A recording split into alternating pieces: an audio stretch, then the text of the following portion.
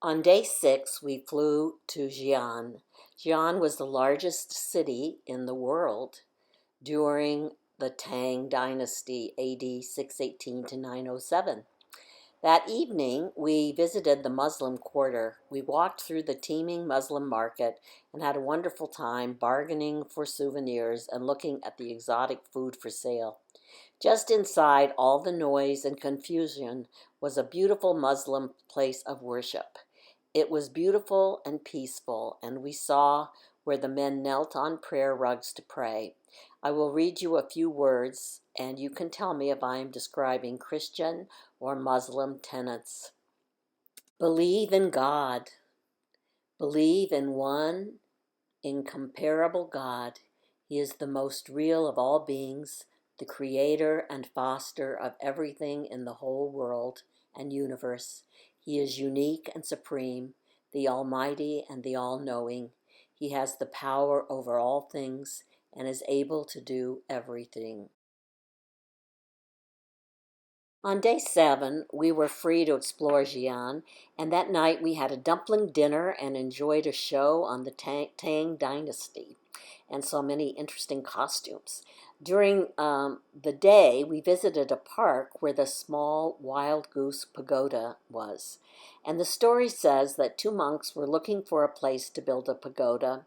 One day, while standing on the site where the pagoda now stands, a small wild goose fell dead at their feet, and thus the name and the decision to build the pagoda there. We were lucky to experience instructions on Tai Chi, and you can see how well I did in this area. We also learned about calligraphy and learned how to write some major letters. I also received my Chinese name in calligraphy and have a stamp.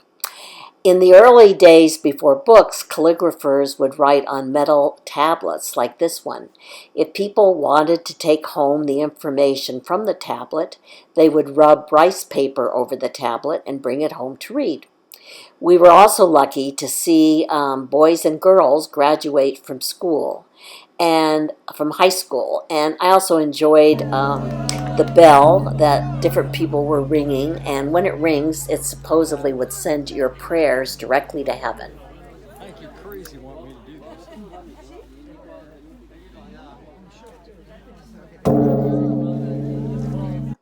Another way to send your prayers to heaven is to write them on these envelopes and send them off to the God or the Buddha.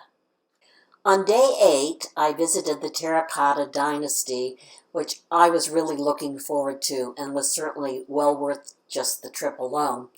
It is considered one of the most archaeological discoveries of the 20th century.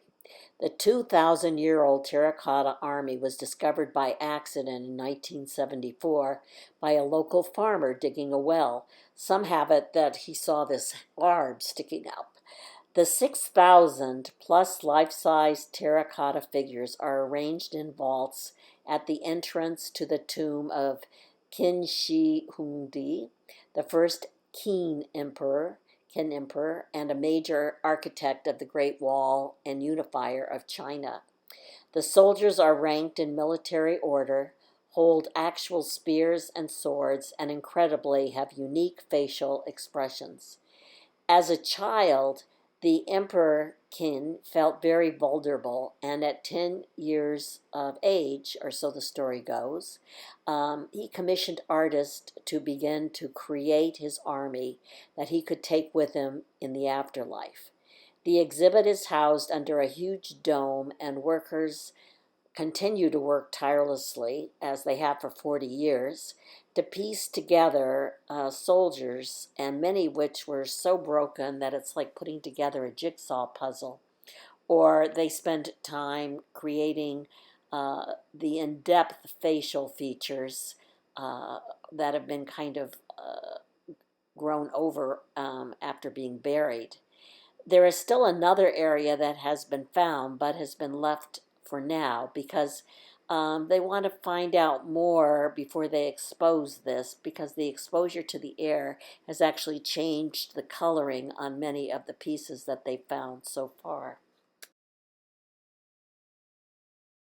That afternoon, we visited the community Xiaoping Dian Primary School, where we met students and their teacher. I've discussed this in Everyday China. The Grand Circle Foundation supports the school and stated that they'd recently built a bathroom for the children. But we were rather shocked to see the bathroom was nothing but a long channel with no water running through it. On day 9, we visited the Dongan community to experience a day in the life of this community and make dumplings and other food. I also talk about this in the part of the day in the life of China. On day 10, we took the high speed train from Xian to Chengdu, and that night we had a delicious Szechuan meal.